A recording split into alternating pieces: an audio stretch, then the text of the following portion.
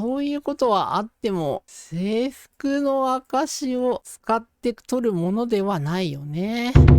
こんぷは、大家好、我是プアル。一時かき氷はブルーハワイにハマってました。プアルです。ブルーハワイって何味ですか？レンニャン6号です。今回はライズ・オブ・キングダムから。さあ、KVK17 決着がつきまして、もう終わりますが、今回はめでたく勝利ということで、征服者の証をいただきました。KVK 勝利したり、外交で割り当てをね、勝ち取っていただけると、大体は王国の後見者に割り当ててもらえる征服者の証なんですけども、さて、これで何がもらえるかというと、13種類。この征服者限定のね、グリフを見ていきたいと思います。一つずつ見ていきましょう。これは、通常が上がるグリフやね。通常攻撃が上がる陣形のグリフです。軍旗で言うと左上だね。左上につけられる金グリフです。さあ、効果は、自部隊 3.5% の通常攻撃ダメージ増幅で、基礎攻撃を行うと 10% の確率で怒りを100消費し、基礎攻撃ダメージが 70% 上昇。5秒に1回発動ってことで、これは昔は銃撃軍旗がなかったので、銃撃指揮官はこれをつけてたんだけど、今は銃撃軍旗があるから、これはあれかな、マルテルとかアッティラとかね、スキルを打たなくても、ただ基礎攻撃と反撃ダメージで撃破を取るタイプの指揮官につけたら相性がいいグリフだよね。なかなかそれはポピュラーではないので、このグリフを取る優先度は低いかな。怒り消費っていうのもちょっとね、いただけない感じなんだよね。アクティブスキルの打つ速度が下がっちゃうので、少しここは残念なポイントなんだけど、次。この陣形は砲台だね。固定砲台に変形できる遠隔指揮官が使う陣形なんだけど、ここのグリフは遠隔通常ダメージが 5% 増幅する。そして遠隔基礎攻撃を行うと 10% の確率で怒り50を消費し、遠隔基礎ダメージを 50% 上昇させるということで、クールタイムは5秒なんだけど、これは遠隔基礎ダメージ、遠隔通常ダメージ、これが上がるということで、アクティブスキルが発動しない戦いでもね、有効になってくるので、アクティブスキルを発動できないぐらいの短い戦闘とかでも有効になってくるので、これは遠隔指揮官であれば、まあ有効なグリフだよね。とんでもなく強力かって言えば、ちょっと疑問が残るんだけど、通常のグリフよりはいいグリフだよね。ただ怒り50消費しちゃうので、アクティブスキルを発動したい戦いではちょっとネックにはなるんだけど、これもアクティブスキルが発動しないぐらいの短い戦闘とかでは有効になるよね。はい、次。これはダメージカットの陣形ですね。さあ、このグリフが 5% のスキルダメージカット。いいね。そして、基礎攻撃を行うと 10% の確率で5秒間シールドの効果が 10% 上昇。クールタイムが5秒。ということで、これはタンクであれば有効なグリフだよね。とにかくダメージカットして、タゲをね、引きつける役であれば、かなり強い部類ではあるけども、今の野戦では優先的に取るグリフ、軍旗ではない感じですよね。はい、次。これは三翼陣。行軍速度が上がる陣形だね。これは、アクティブスキルを発動すると、ターゲットの行軍速度が5秒間 20% 減少。クールタイム、クールダウンは5秒ということで、これはいつ使うかっていうと、タイルキルに来た部隊を追撃するときにあるととってもいいよねっていうことなんだけど、そもそも野戦の戦争に使うもんなので、極めて限局的なね、そういうシチュエーションに対してキングリフをここで使うかっていうとね、なかなかこれには当てらんないよね。なので、あると面白いけど、ちょっと割り当ては厳しいかな。そしてこちら、円形陣。回復を 5% 上げる陣形なんだけど、これは反撃ダメージを 5% 増幅。アクティブスキルを発動すると3秒間自部隊の受ける治療効果が 10% 上昇。クールダウンが5秒ということで、この陣形もチェヨンとかね、期待されたんだけど、なかなかというか全然使い道がなかったんだよね。チェヨンのアクティブスキルが残念だったのか、このグリフの 5% 上昇が少なかったのか、多分前者なんだけどね。そんな理由で今は全くと言っていいほど使われない陣形でしょうかね。さあ次、参戦陣。これは比較的新しく追加された陣ですね。参戦陣、連撃のダメージ 10% 上昇する陣形ですが、こちらは自部隊のね、連撃ダメージ 3.5% 増幅。連撃ダメージを与えると10秒間、自部隊の与える連撃ダメージが 1.5% 上昇。最大5スタックということで、10秒間も長いし、これは 7.5% 最大連撃ダメージが上がり、多分これも加えられると思うので、かなり強力なグリフですが、いかんせんどうなのかな、まだ野戦でこれが生きるっていうシチュエーションがあんまりないんですよね。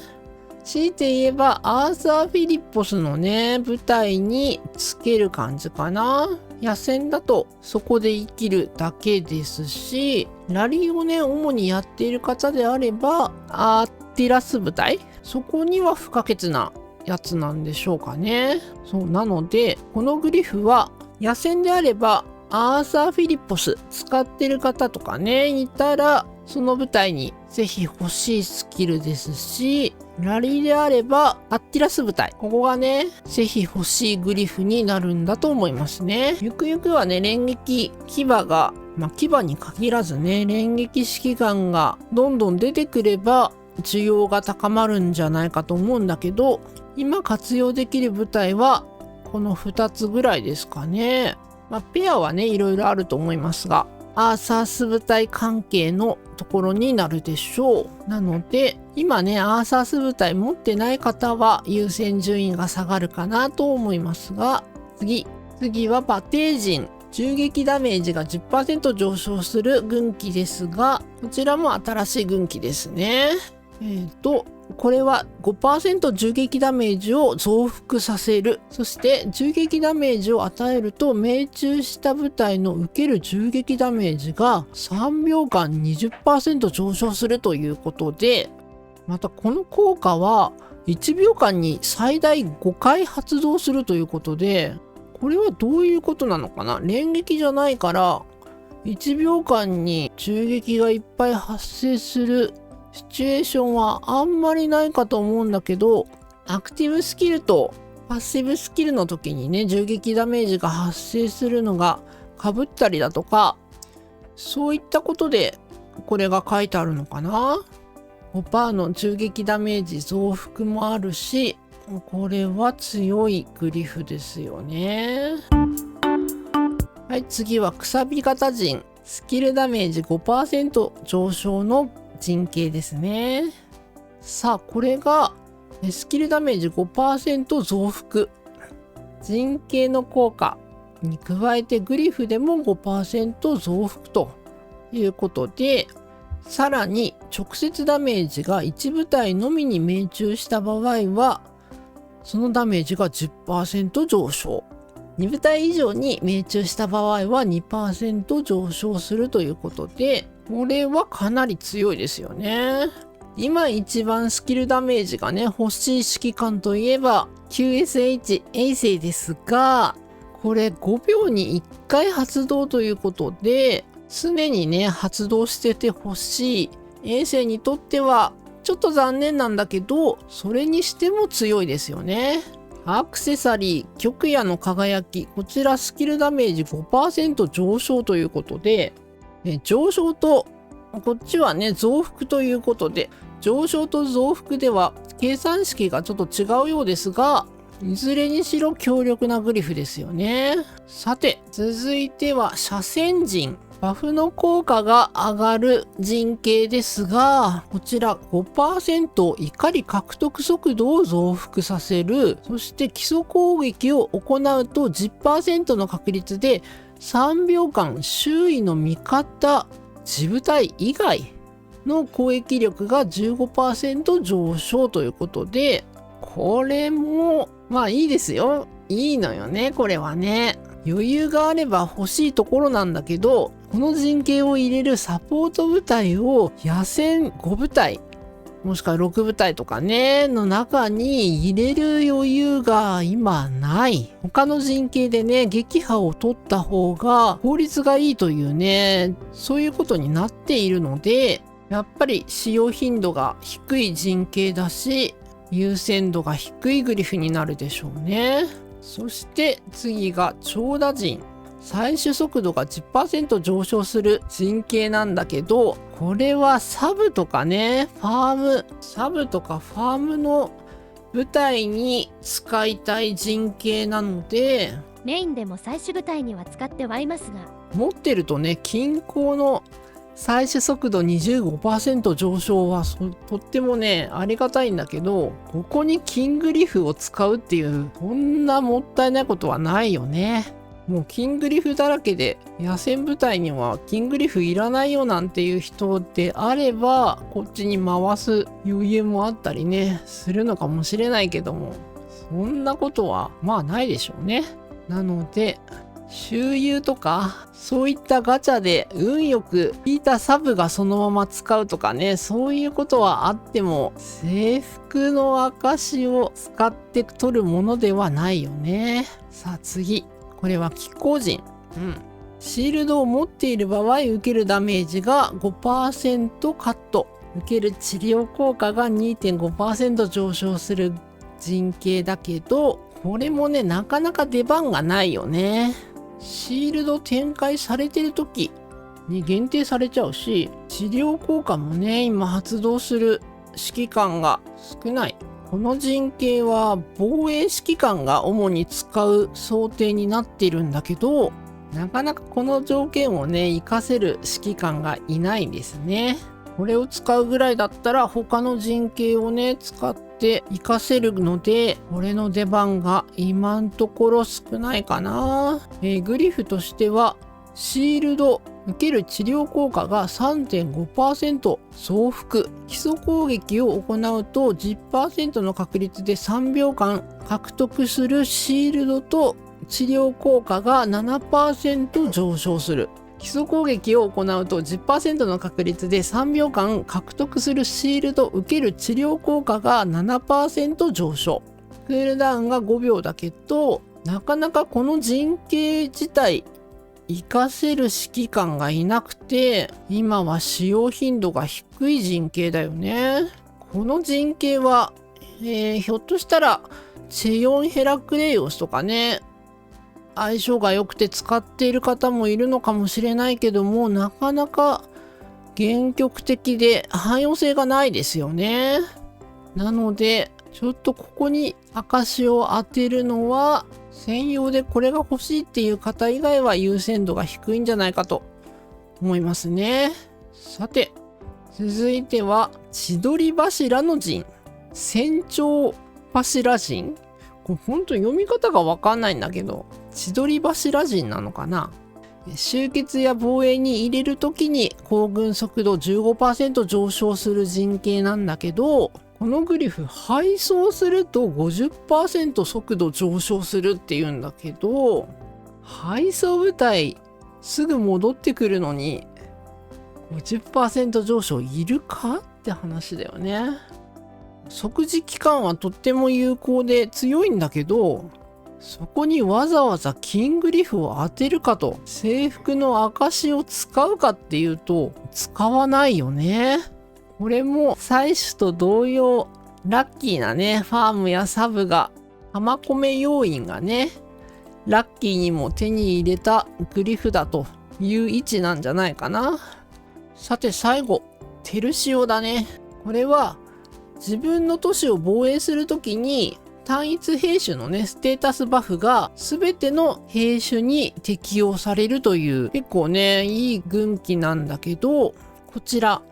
このグリフは自分の都市防衛するときに 15% の反撃ダメージを増幅する。ということで、15% の反撃ダメージ増幅はかなり強いよね。これは持ってるととってもいいんだけど、それ以上に野戦5部隊を揃えたいよね。